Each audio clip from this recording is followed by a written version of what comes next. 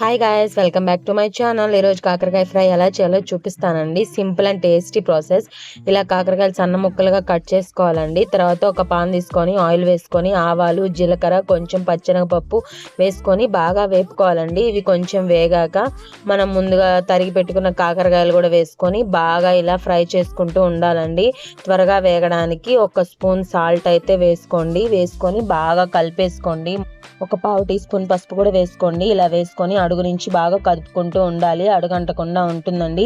ఇలా తొందరగా తినరు కదా కాకరకాయ, చేదని ఎవరు తినరు. ఇలా ఒకసారి ట్రై చేయండి, టేస్ట్ అయితే చాలా బాగుంటుంది. ఇలా ఒక మీడియం సైజ్ ఉల్లిపాయ తీసుకొని సన్నగా పొడుగ్గా ముక్కలుగా కట్ చేసుకోవాలండి. కట్ చేసి ఈ టైంలో వేసేసుకోవాలి. ఇలా వేసుకొని బాగా కదుపుకుంటూ ఉండాలి, మధ్య మధ్యలో కదుపుకుంటూ ఇంకా మూత పెట్టేసుకోవాలండి. ఇలా మూత పెట్టేసుకొని బాగా ఏగాక ఇంకా మధ్య మధ్యలో మూత తీసుకుంటూ ఏపుకుంటూ ఉండాలి. మాడిపోతే మళ్ళీ టేస్ట్ బాగోదు కదా, అందుకని మూత తీసి అప్పుడప్పుడు కదుపుకుంటూ ఉండాలి.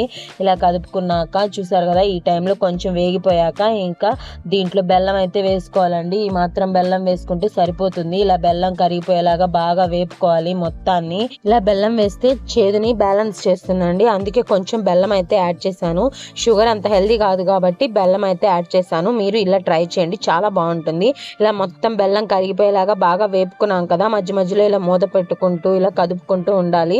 ఇలా కాకరకాయలోంచి ఆయిల్ బయటకు వచ్చాక 2 స్పూన్ల కొబ్బరి కారం చల్లుకొని ఒక 5 నిమిషాలు ఆగి స్టవ్ ఆఫ్ చేసుకోవడమే అండి.